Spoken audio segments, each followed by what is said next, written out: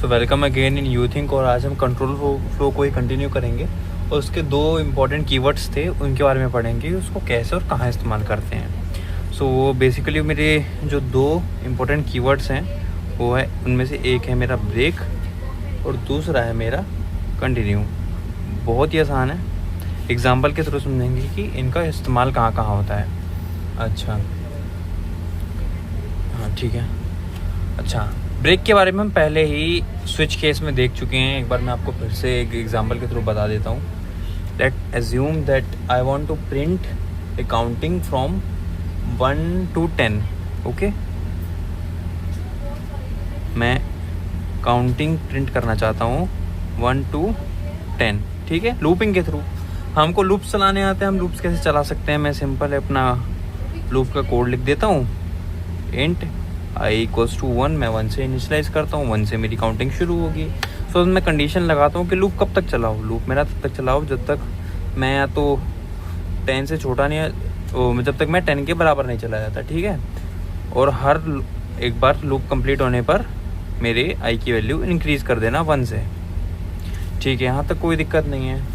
अच्छा, अब मैं इसके अंदर भी एक कंडीशन लगा देता हूँ इफ़ की ये जब पहले इसने कंडीशन सेटिस्फाई करी, उसके अंदर आया, उसके बाद एक इफ़ कंडीशन के पास जाएगा और बोलेगा कि जब मेरी i की वैल्यू कितनी 5 हो जाए तो क्या कर देना भाई, ब्रेक कर देना।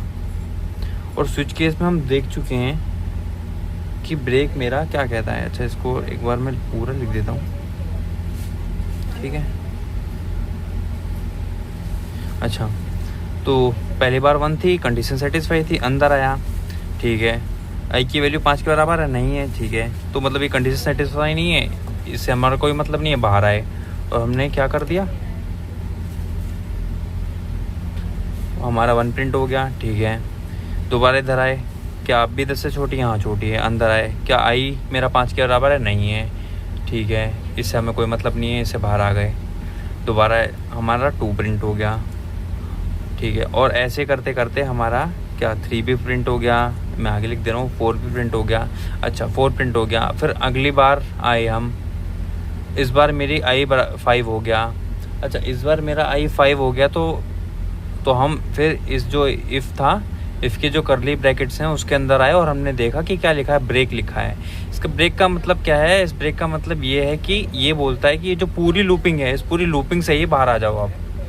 अब आपको लूप करने की ज़रूरत नहीं है, ब्रेक मेरा ये कहता है। तो हम उस पूरे लूप से बाहर आ गए और हमारा ये जो आउटपुट था यहीं रह गया।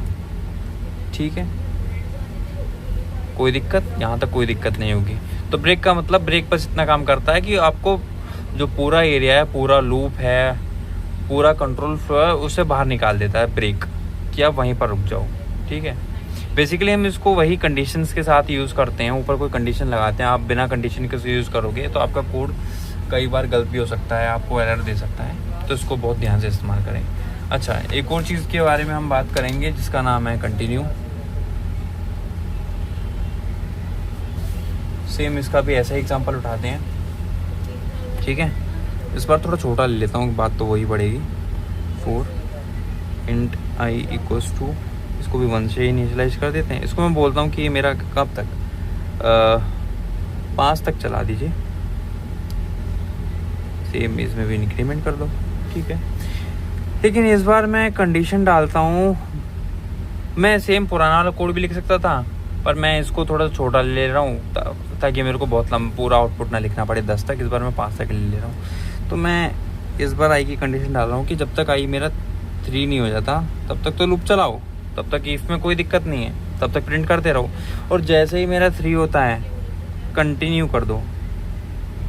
अब इसका मैं मतलब बताता हूँ कि हुआ क्या, आउटपुट से आप ज़्यादा अच्छा समझेंगे। ठीक है, यहाँ पर मैं इसको प्रिंट करता रहा। अच्छा, अब हुआ क्या, पहले मेरी i की वैल्यू 1 थी, कंडीशन सेटिस्फाई, इसके अंदर आए, i मेरा 3 के बराबर तो नहीं है, i मेरा भी 1 है, तो बाहर आ गए इससे। तो इसने मेरा सिंपल आउटपुट में 1 प्रिंट कर दिया। ठीक है ना, देखिए अभी मेरी i की वैल्यू 1 थी। ठीक, अच्छा अगली बार आया, अगली बार इसने 2 कर दी, तो अगली बार i की वैल्यू 2 हो गई। है ना। 2 3 के बराबर तो है नहीं, अब इससे कोई मतलब नहीं है, तो बाहर आए, इसने फिर से 2 प्रिंट कर दिया, फिर इसके पास गए वापस। अच्छा, अब आई की वैल्यू मेरी 3 हो चुकी है, और जो 3 तो मेरा बराबर हो गया, 3 तो मेरा बराबर हो गया। तो ये क्या कंटिन्यू मेरा क्या कहता है कि जब मेरी आई की वैल्यू 3 होगी तो कंटिन्यू कर देना। कंटिन्यू मतलब स्किप प्रिंटिंग 3। अच्छा, ये मैंने 2 स्लैश लगाए, इसका मतलब होता है कमेंट करना। मान लीजिए जब आपको कोई यूजफुल इन्फॉर्मेशन लिखनी है कोड के पास में अपने, तो आप 2 स्लैश लगाकर आप वो चीज़ लिख सकते हैं, जिससे आपके कोड में कोई इफेक्ट नहीं पड़ेगा, और कोई दूसरा प्रोग्रामर जब उसको पढ़ेगा तो उसको पढ़ने में आसानी होगी, ठीक है, कोड समझने में आसानी होगी। ओके, तो यहाँ पर इसका मतलब ये है, कंटिन्यू का मतलब कि ये जो 3 है इसको स्किप कर दो, ठीक है। क्या अब मेरा कोड यहाँ रुक जाएगा? नहीं, कंटिन्यू ये कहता है बस इस वाले को स्किप कर दो, इस वाली कंडीशन के हिसाब से बस इसको स्किप कर दो, फिर ये वापस आ जाएगा इस कोड पे। अच्छा, अगली बार क्या आ जाएगा? 4 आ जाएगा, फिर आ जाएगा, फिर क्या आ जाएगा? 5 आ जाएगा। अब मैंने कंडीशन डाली थी सिर्फ 5 तक चलाना, तो मेरे 5 प्रिंट हो जाएंगे, इसलिए मैंने 10 तक नहीं लिखा था, वरना मैं चाहता उसको यहाँ पर 10 लिख देता तो मेरे 6 7 8 9 10 तक यहाँ पर प्रिंट हो जाता, ठीक है। अच्छा, आपको आई होप आपको ब्रेक और कंटिन्यू के फ़र्क के बारे में पता चला होगा, और उसको कैसे इस्तेमाल करते हैं वो भी पता चला होगा। अगर आपको कहीं भी दिक्कत हो तो आप वीडियो रिवाइंड करके देखिए, और तब भी दिक्कत आए तो एक बार कमेंट्स में लिख दीजिए। Thank you.